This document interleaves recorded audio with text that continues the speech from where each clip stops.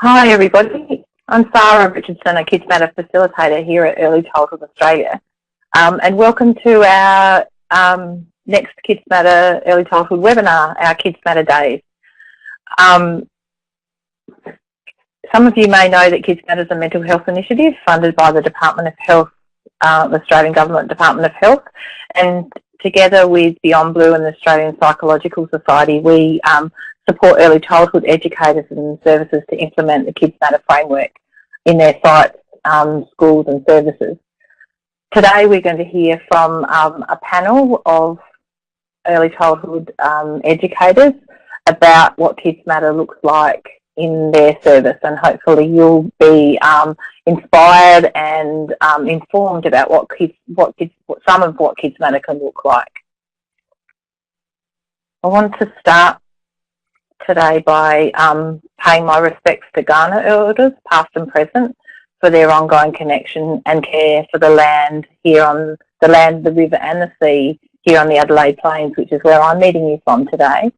And perhaps some of you, but those of you who've been to our webinars before would know that this is something that we like to do, is that you could, in the chat, also acknowledge the lands that you're all meeting on from today, because we're meeting together from all around Australia. So in the chat, if you'd like to pay your respects to the traditional owners of the lands that you're meeting from today as well.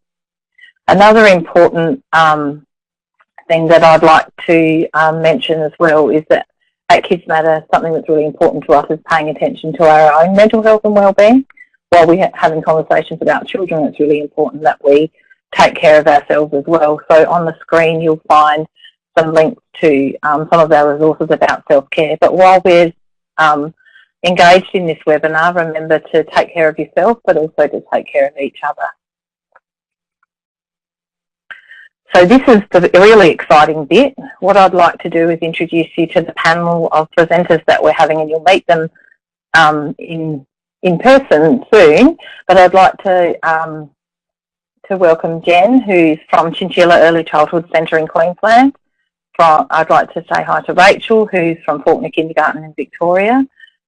Kim, who is the Director of the Southern Suburbs Mobile Preschool in New South Wales. And we've also got Tina, who is the Director and owner of Passionate Minds Family Daycare in Queensland. And one of the things that's really exciting about this panel, other than the fact that these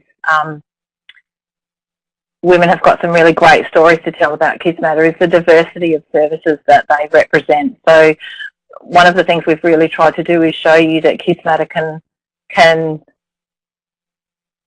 work in a range of early childhood services, and the stories you'll hear from each of these people today will give you a bit of a feel for what that can look like. We know that early childhood is diverse and complex, and that every place is different. So, and I think one of the things we want to also let you know is that Kidsmatter has been developed with this absolutely in mind and at the forefront of how it works.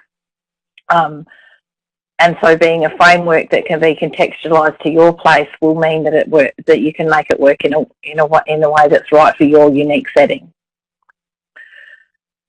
So to start off with though, what I'd like to do, we're going to get right into doing a poll. So those of you who've been before know how polls work.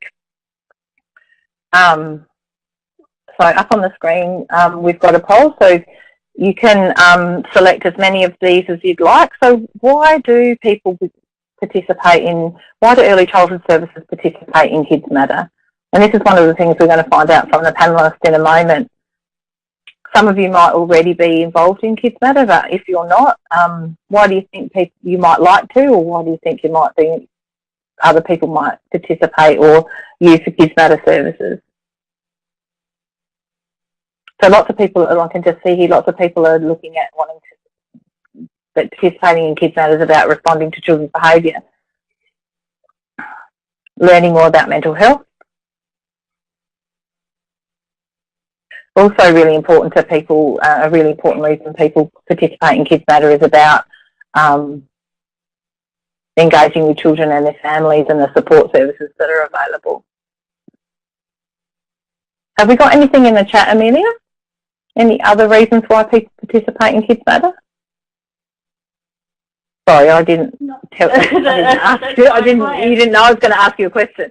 No, I didn't. I thought I was just listening to them. Hi, everyone. No, not at this stage, but we've got people from all sorts of, all across the nation, and I'm loving how people are acknowledging and respecting the traditional owners on the land that they're on. I was about to type in that I was on Gunneran land as well, but then you asked me a question.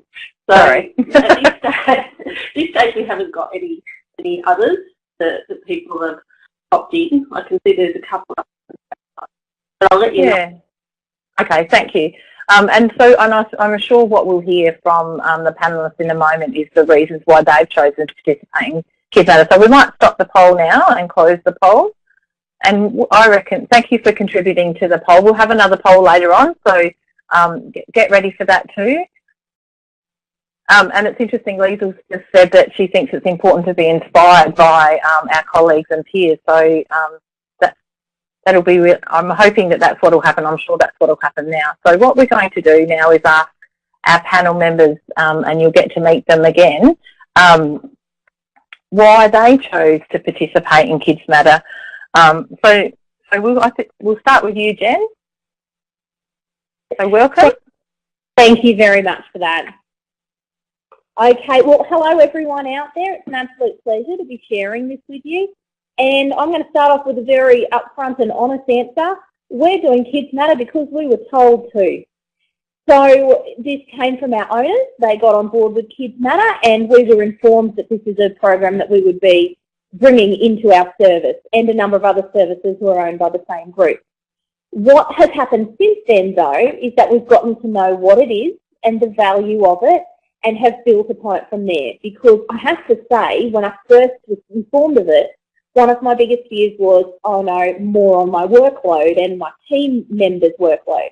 However, the more you know it, the easier it is to tie it in. But yeah, that's the short of my answer. I didn't want to add it to the poll. I wanted to save it as a surprise. Thanks, Jen. And Kim, what about you?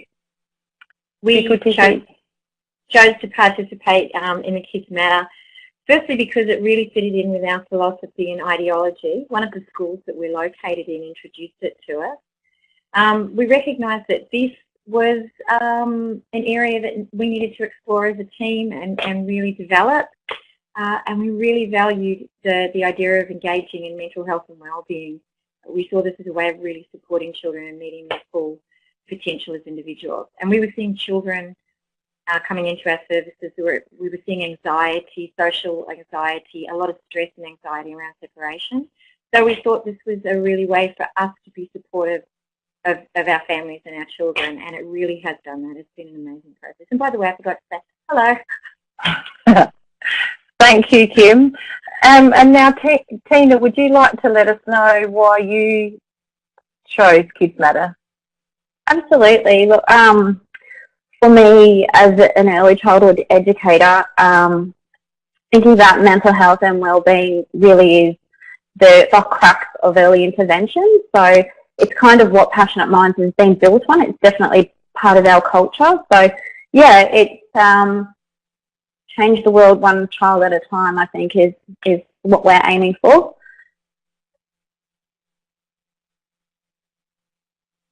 Thanks, Tina. And Rachel. Hi. We were introduced to Kidsmatter by one of our local Catholic primary schools. We had a very good relationship with them and had spent a lot of time looking at transition programs with them, and they told us about Kidsmatter, which really excited us as a group. We had a small staffing group back then, and we're very excited that people actually looked at families and communities with a mental health and wellbeing lens on, so that's the way people, that this school had approached it, and they had a wonderful community of parents from many different diverse backgrounds that were all working really well together as a school community. And I expressed that to the principal of the school at the time and said, I love how, Kidsmatter has made such a big difference to your school, and it really interests me. And not long after that, he rang me and said, they're looking at Kidsmatter Early Childhood Centres. Are you interested? I hope you don't mind. I'll forward your name on to as a potential centre that might be interested. So that's how we got started with Kidsmatter. It was really nice for us to have the primary school already have Kidsmatter well and truly entrenched into their school, and we could go to them for a bit of advice and a bit of feedback when we needed to. So that's how we started. Thanks, Rachel. And as I said, I think what you're going to hear tonight is a range of different stories and experiences, not just because the contexts are different, but every story is going to be slightly different. So you might hear, if you're a Kidsmatter service already, you might hear some of those things that are similar to you, but you might hear some new things as well. One of the strengths and I guess one of the challenges of Kidsmatter is that it's a framework and it's designed to be contextualised, it's adapted and moulded to fit into your unique context. It's a little bit like the early years learning framework, I guess. It gives you a structure to build on, but how you do that is really up to you. So I guess now we'll move on to the question about how, because that's probably one of the biggest talking points about Kidsmatter. So people, I think we could hear a fairly strong flavour from all of the panellists about it fitting really well with their philosophy and the things that they thought were really important, or the things that they really thought that they needed to focus on. But the how and the nuts and bolts of doing Kidsmatter is perhaps where the complexity comes in. So we'll start off perhaps with Kim this time and get to hear Kim's story about. Actually, I was just heard just recently, Kim, that you've recently finished all of the professional learning. So, and that's one important component of doing Kidsmatter. But yeah, you tell us how you've been doing. Okay, well, we're quite a small team. There's only 5 of us, 4 of us at each service each day. So what we chose to do after we reviewed it was we decided that we would do the videos in our own time, and we decided that we would document what the key points were from them, and then we would discuss them at staff meetings. And that worked really well for us, and my team became very motivated, and that's one of the reasons we've actually finished them all. We, again, kept it on our agenda, so even there were times where the staff had other things happening and things took a little longer than anticipated, but we didn't lose hope or faith. We just kept going, and as people got it done, they were able to talk about it. We found doing that for us worked really well, and what we came out of it with is a consensus of the key things we felt were important, and the big one for us was the building of relationships. That for anything else to work, we needed to have very meaningful relationships with our children and our families, and also with each other, and we needed to trust and value and appreciate each other. So we also found touching base with our Kidsmatter early child facilitator, Rita, was a really wonderful way of keeping us on track. She was never judging us, never saying, oh gosh, you haven't done anything. When I'd say, look, it's been a maniac of a manic 2 months, she'd go, no problem, I'll give you a call in another month and we'll see where you're at. And it just kept us a little focused without feeling too pressured. And that was really well for us. And we've taken that and we've run with that. That's really directed, that information that we all took as a team has really directed where we've gone from there. That's great, thanks Kim. And as I said, and up on the screen you'll see that professional learning and connecting with Kidsmatter, and in particular with a facilitator, is one of the really important parts of making Kidsmatter work for you and finding the way forward. So what about you, Tina? Do you want to talk to us a little bit about how you've been doing Kidsmatter? Yeah, definitely. Look, why we chose Kidsmatter is was a very easy choice. As a family daycare service, how we make it work is an entirely different story. We have over 50 educators across Queensland, and attempting to embed that within our practice is a challenge that I can't even describe. Because the language is our culture, we're not worried to be talking about mental health and wellbeing. It's within all of our literature. When people sign up, we have mental health and wellbeing across all of our paperwork. But also, our workforce isn't static. It's not like we can have team meetings and go through each module or component progressively. We have educators who start at different times and they may not even be introduced to Kidsmatter, and we might have other educators who naturally very easily fall into using that language. So it is a massive challenge. We're just going through a transition at the moment in how we deliver because we're finding we're having those first time introduced Kidsmatter people joining our service. So yeah, it is a massive challenge, but we're dedicated and we're going to do this. So yeah, that's our biggest thing, is how we get it into our services. Yeah, thanks, Tina. And one of the things I said to all of the panellists today was it's really important that we tell all of the stories, so not just the stories where it's working well, but also the challenges, because this is a big undertaking if you implement Kidsmatter fully. And like Tina said, your context will potentially have something, will impact on how you do that. So perhaps now, Rachel's in a very different position. So maybe, Rachel, you'd like to talk about how did you do Kidsmatter?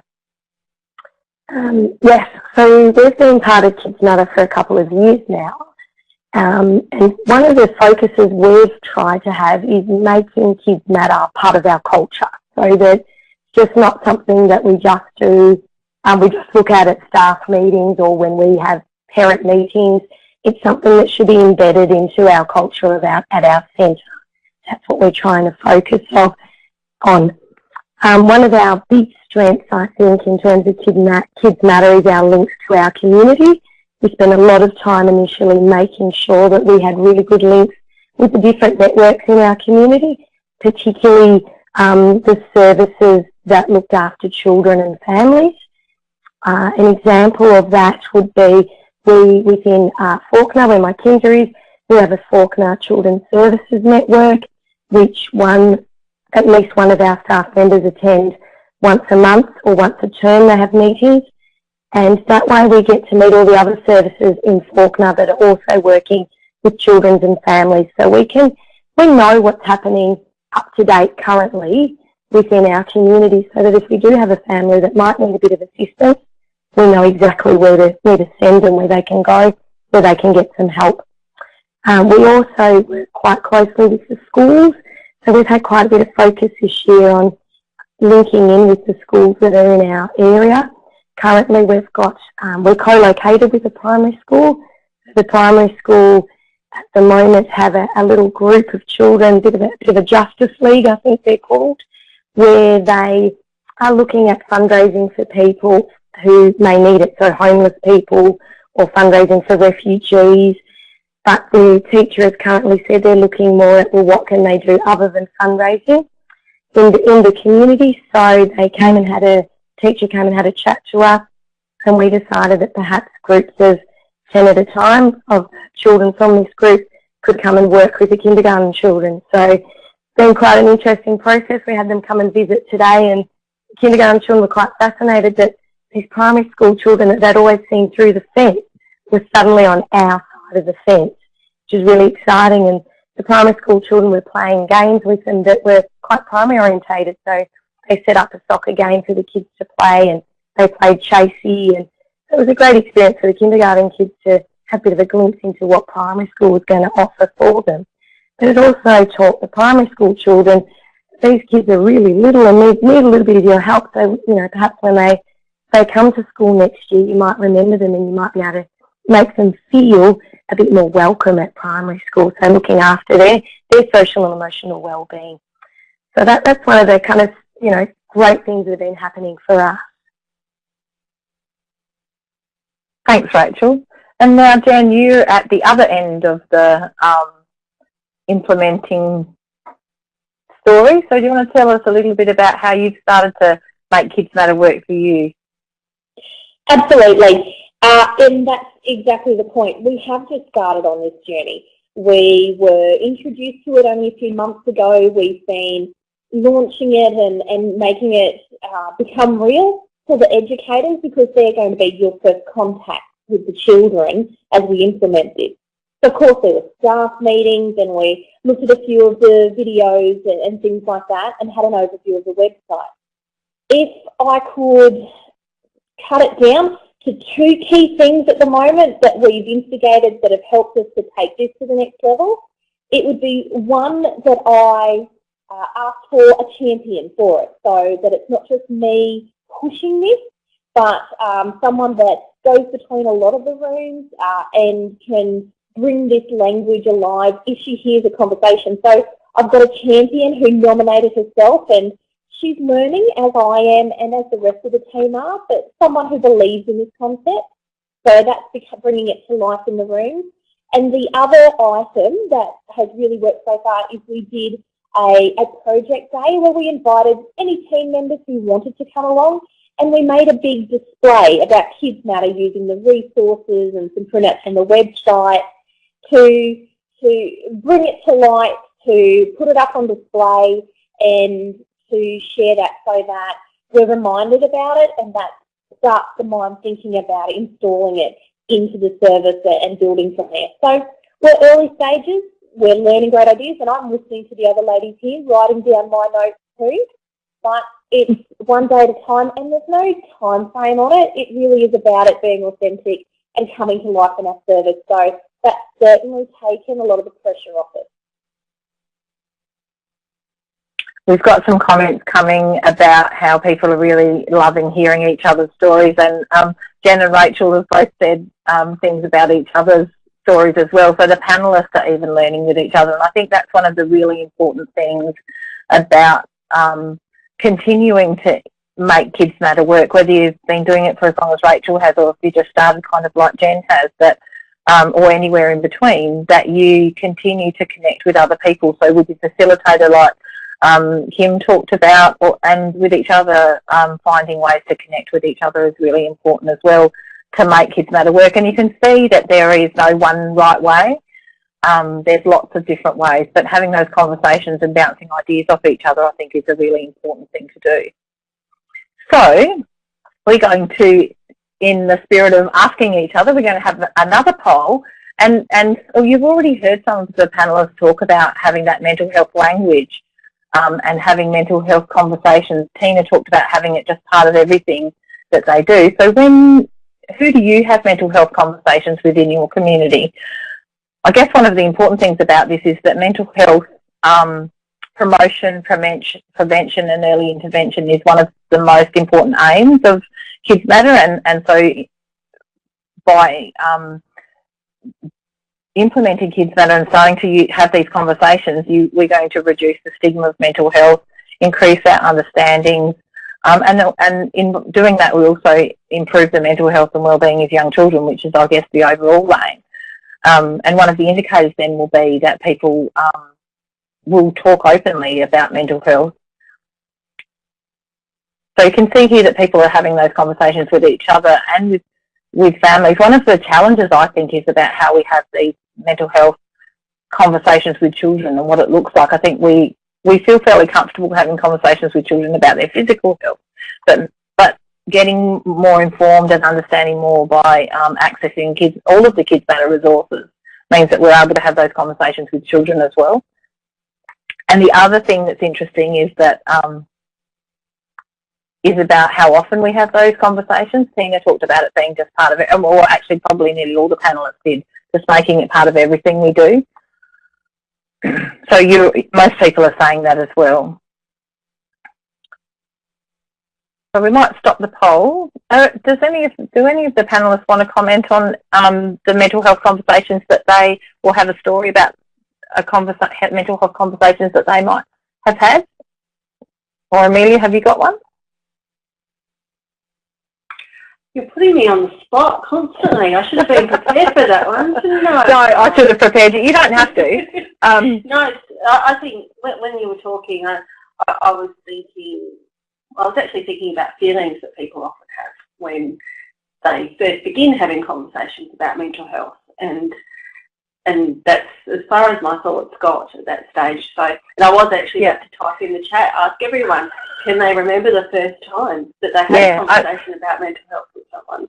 Yeah, so that's that.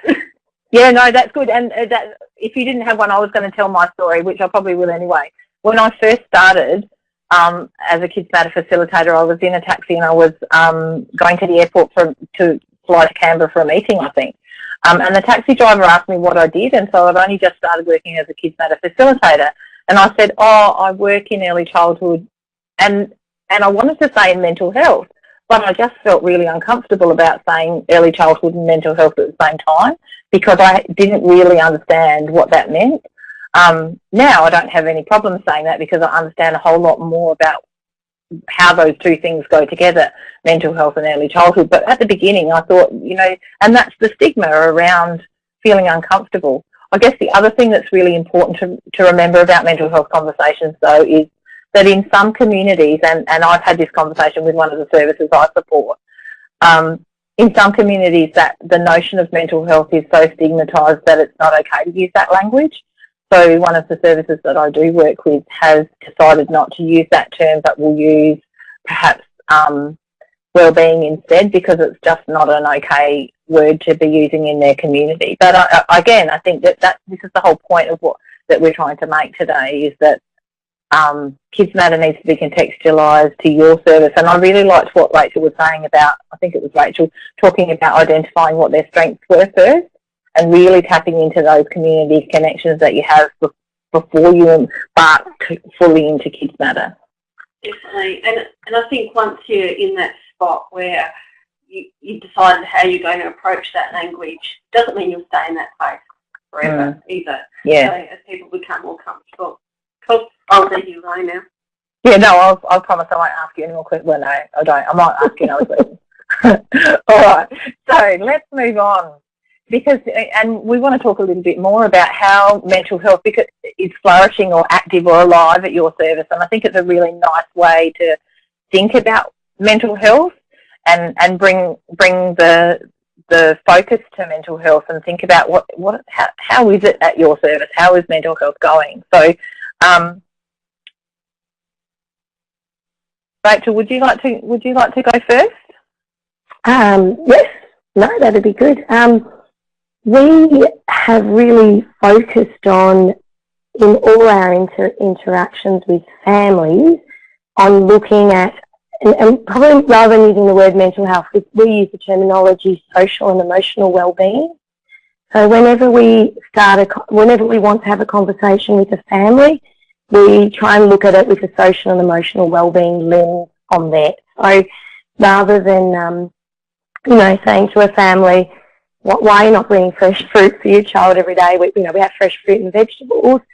We think first before we ask that question, and we might instead say, we're really encouraging fruit and vegetables at Kinder at the moment.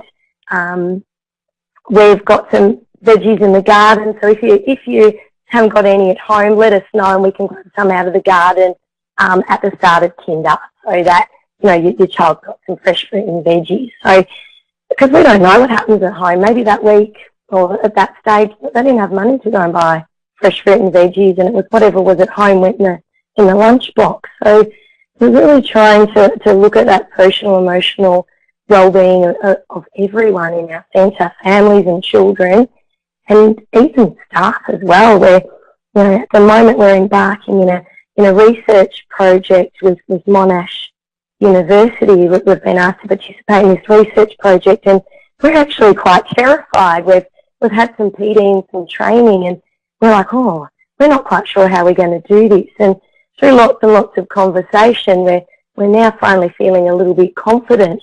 But it did make me reflect a bit as educational leader at our centre. Well, how's everyone else's social and emotional wellbeing approaching this project? Because it seems to me that everyone's a little bit concerned about it. So we made sure we had conversations, and one of the teachers actually said to me, I'm really struggling. I'm trying to do 3 things at once. I've got a student that I'm mentoring.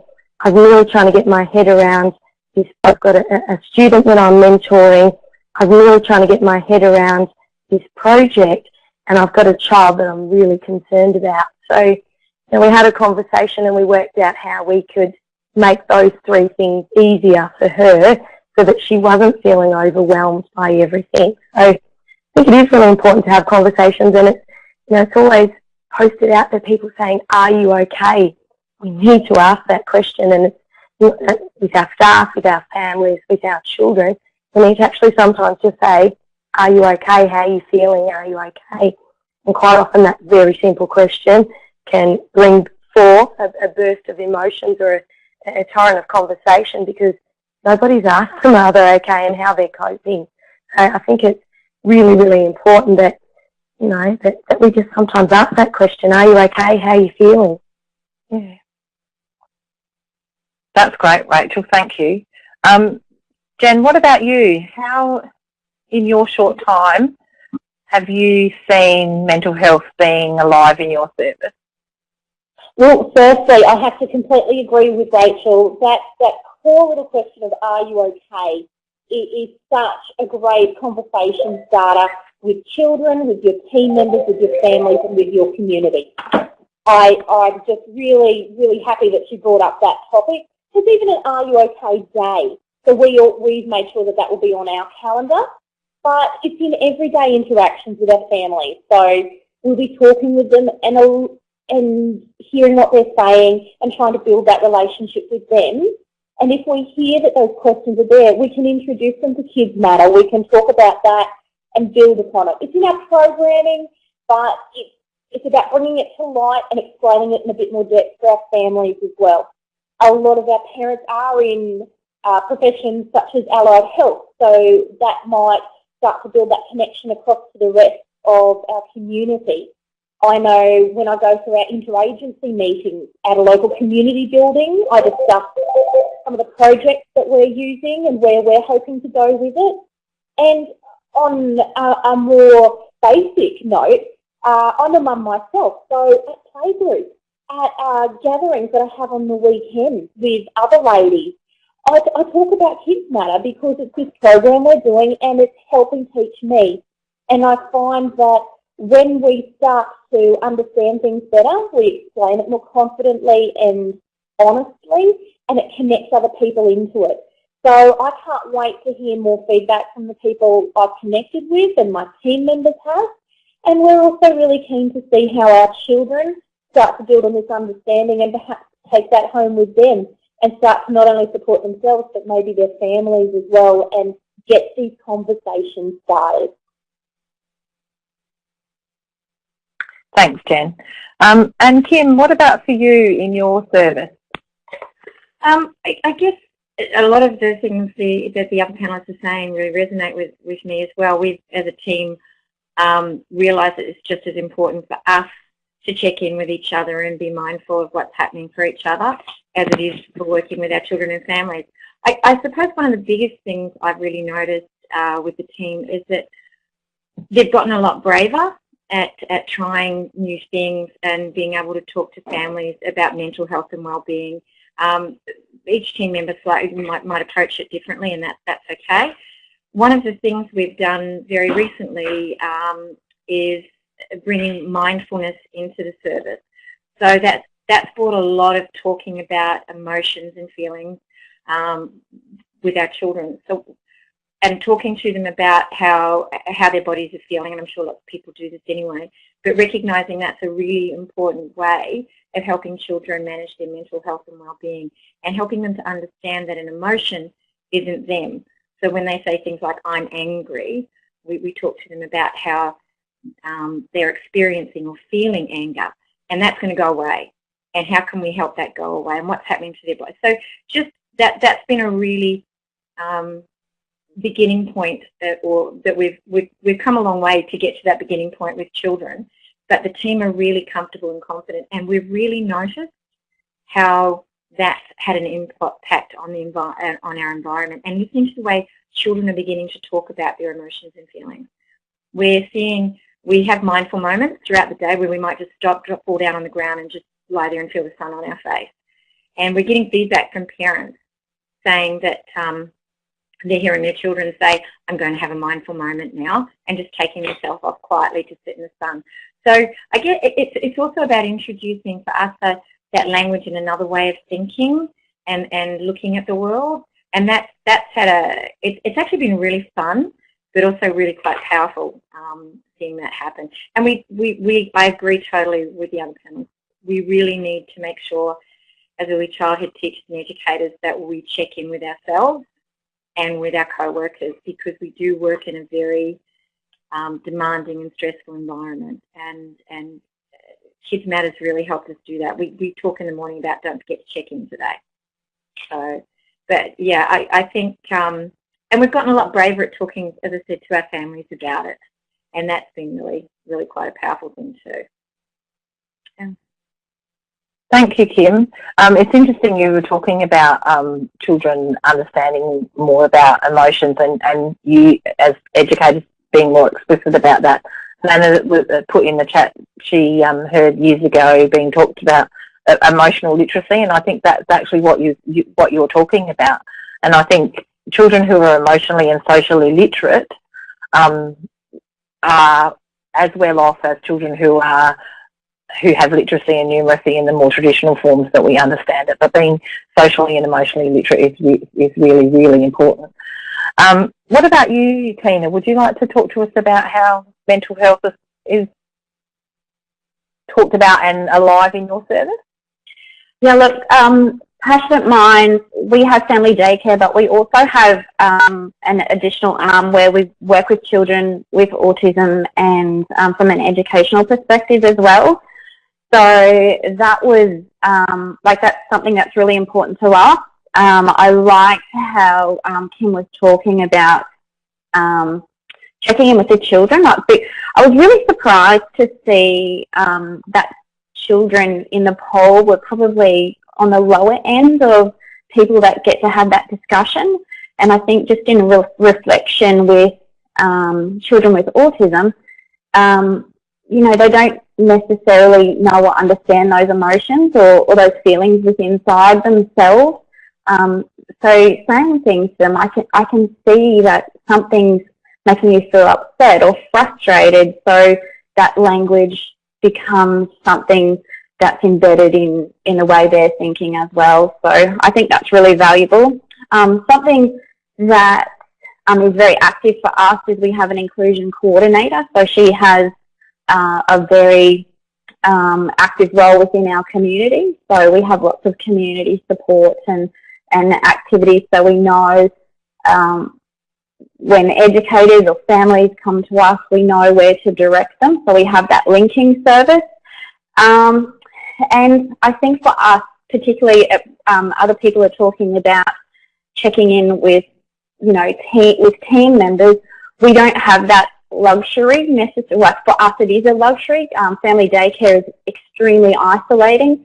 So we have to make a conscious, not effort, but we have to make sure it's very conscious within our service that our coordinators specifically check in with our educators at particular times in the week. We make sure that we have pop-up play groups, that we have those opportunities where educators can check in with each other. We're very active on social media within our, our own private groups, so they can have those conversations and do that check-in with each other. So it's about being very, very, very conscious for us with family daycare. Thanks, Tina. And I think that's a really interesting way of exploring and connecting with each other is in the online space, and that's something that as a facilitator I've had to learn how to develop that online way of checking in and connecting with people. But I think it can be very real and very powerful if that's the mode that we're working in. So it's been really fabulous to hear the stories about how mental health is active and in those small moments. Kim talked about some of those and Rachel did as well, those tiny things that happen, but also the bigger things that you can do that keep mental health kind of at the forefront and in everybody's mind. So, and I guess part of that, and we're kind of touching on a little bit of that too, is about that reflecting back or reflecting on progress so far. One of the Kidsmatter ways that we have is called Acknowledge, Consider, Celebrate. So our Kidsmatter ways are informed by Aboriginal pedagogies, and we use them to kind of add to the Kidsmatter framework. And so this one that we're asking each of the panellists to do is to take that time, and everybody else as well, is to take that time to acknowledge what you have done and reflect back on, but also pay attention to celebrating any successes that you have. So Tina, would you, I know you've just finished, but would you like to have another, to talk to us about how, again, with that complexity that you have with your context in family daycare, how you do manage to do that? Yeah, I'll talk to anybody who's willing to listen to me about mental health and wellbeing. It's, part of our mantra is passionate minds advocate for the mental health and wellbeing of all children. So, I don't know, we celebrate it all of the time. It truly is embedded within our practice. So, when we have the smallest things of educators who, when they show any interest in participating in Kidsmatter, we take out, there's an amazing range of fact sheets that for almost any and everything that a family might be travelling through. We're able to support them and really have, I guess it's about Kidsmatter being presented to them, and then they know that they can count on Kidsmatter, so they then can go and do their own research or go on their own path of finding out more, and then they might go, somewhere else. They'll see something else and they'll click on that and they'll go and have a look over there, which will lead them in a different direction, and then they'll be passionate about what they're doing. I think the biggest message to us, our educators, is you're already doing this. You're just not necessarily using all of the language. So it's about them believing in themselves, because they are nurturing, kind people who do something really special for those children and families. So they are already doing this. It's just making it conscious, I guess. Thank you so much for that, Tina. That is because that's absolutely one of the messages of Kidsmatter, is that this supporting children's mental health is actually the work of early childhood. But you're right, giving that framework, and that's what Kidsmatter can do, is give you that framework of language and a shared experience and a focus to bring that mental health kind of, to wrap all that up really nicely in a package that then makes it even further, takes it even further. So, Rachel, what about you? Would you like to talk about, I know when we were, I was thinking actually when we were preparing for this, you talked about, this is a really good time for you to, because you've been doing it for such a long time, to stop and reflect and think about how we have gone and how it is embedded into everything we do, but now what happens? Yeah. We've actually, I've had a very good reflection. I actually did my validation late last year as well, so that gave me a good chance to reflect on where we're at. My next challenge at the moment is we've had a number of new staff start this year. So we've had to have, I've had to really reflect on, well, how do I get all these new staff to be at the same stage as the staff that have been there from the very start? So what do we need to do? So what we did, we had a staff meeting, and I handed out some reflection sheets, and there were two sheets. There were sheets for those that have been with the Kidsmatter framework from the start, and those that had only just started at our centre, and I asked them to reflect a little bit as well. So I asked those that had been with the journey, on the Kidsmatter journey with us all along, I asked them to reflect about where they thought we were at the moment, and have a think about when was the last time they thought about Kidsmatter and where it impacted on something that they'd done, either with their teaching practice or with families or within the community. And that our new staff members, I asked them whether they had actually recognised, was there any signs around the centre or signs in what we were doing which made them think about Kidsmatter. So I was very, very pleased to get the results from that, because our new staff, just little comments, they said, oh, everyone's got Kidsmatter lanyards at this place. Like when I started, my keys came with a Kidsmatter lanyard. There's this beautiful sign out the front that, has a reflection on Kidsmatter. So even though they were new to the centre, they'd already started thinking about, well, what's this Kidsmatter? Why is this everywhere? Why is there a presence around our centre around Kidsmatter? So since then, we've looked at ways that the new staff can be more immersed in Kidsmatter, and that they've had a look at the website, they've had a look at the Facebook page, and one of my new staff members today said, I'm so glad that I've had a really good look at the website. I've got a child with really bad separation anxiety, and Mum's always talking to me about it.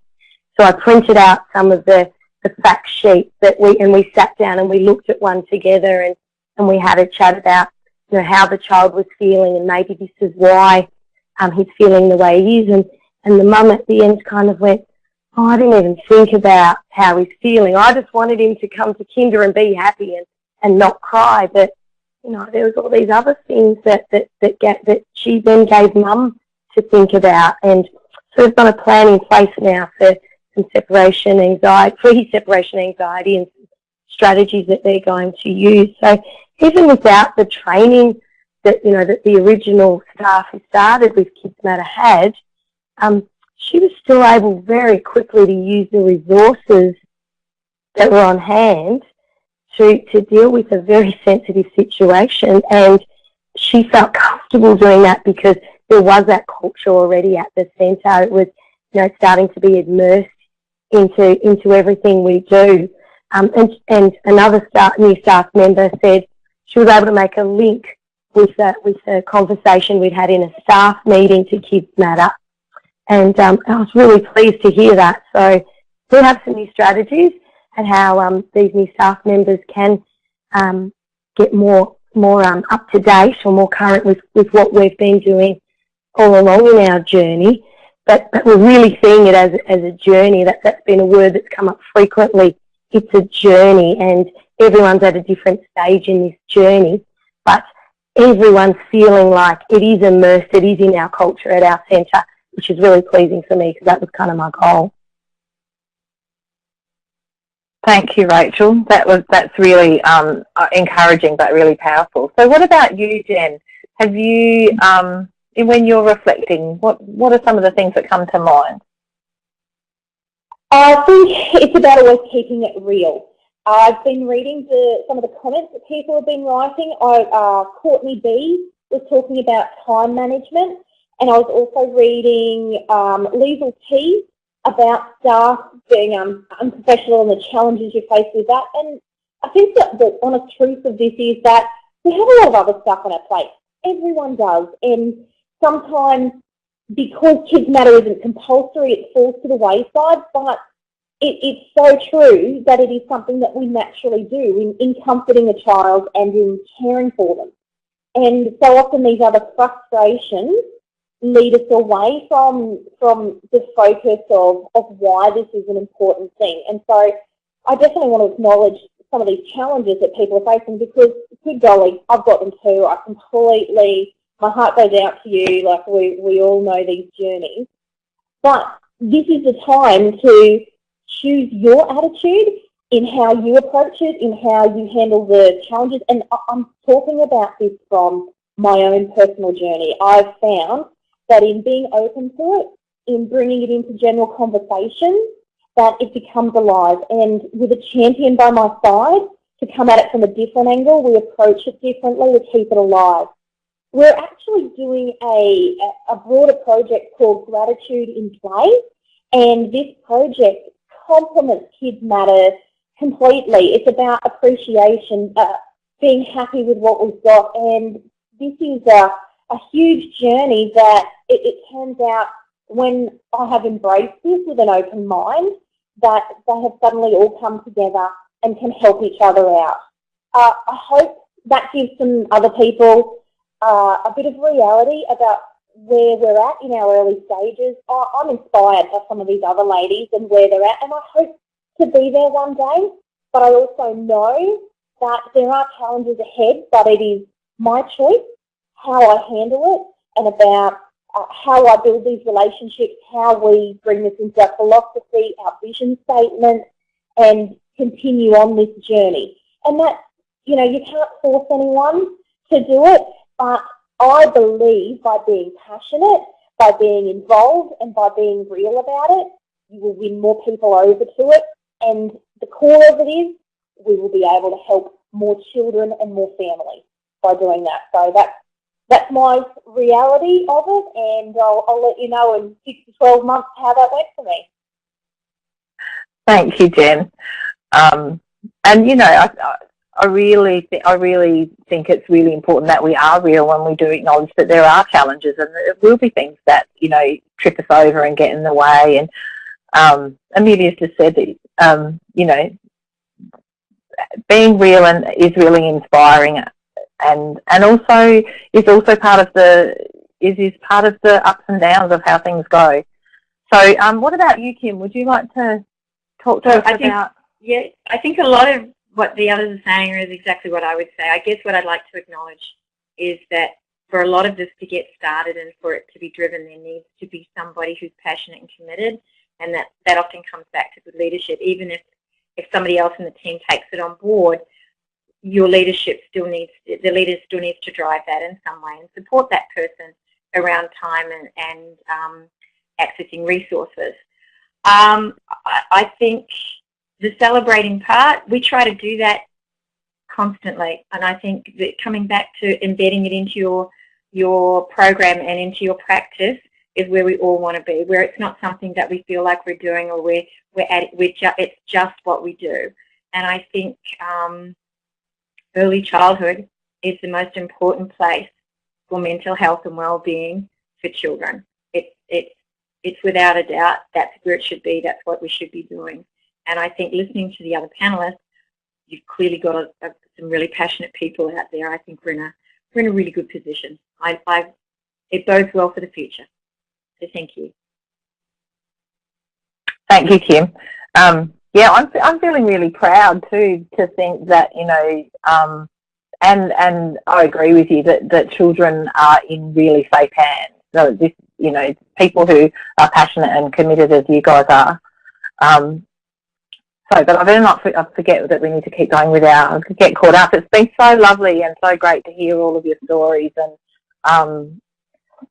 and to kind of celebrate and acknowledge the realities of everything that's happening. So what we're going to ask you to do now, we're kind of nearing the end of the webinar, which is a bit sad really, because I'd like to keep talking for longer. But one of the things I think that's really important is that we for longer. But one of the things I think that's really important is that we come to a professional learning like this, maybe a webinar, and we get inspired, and then but we need to take a next step. So we're really encouraging anybody who's participating if you click on where it says click here to answer, it will open up in a new tab, and you can write your action. What are you going to do next to grow healthy minds at your place?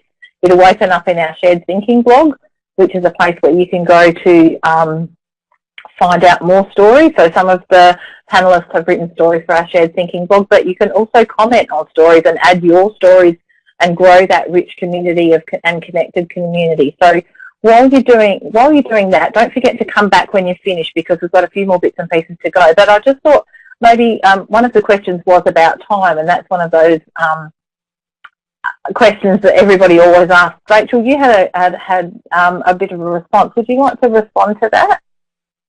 Yeah, I just see in regards with time, I do understand there's a million and one things we're all juggling, but I think you've got to prioritise this a little. I think Kidsmatter is really important, and you need to be an advocate for it. So you need to go to your management group and say, this is really important.